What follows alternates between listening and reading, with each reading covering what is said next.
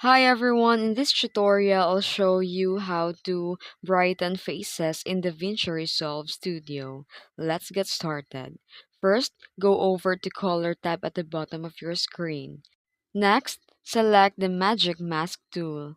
Take note that this feature is only available in DaVinci Resolve Studio.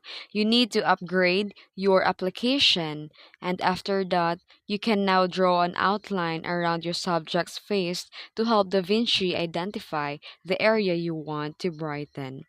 Then click on the mask overlay to see the selected area. Use the negative dropper tool to remove any unwanted areas from the mask. Now you can click the track forward button and DaVinci Resolve will automatically track the face through every frame.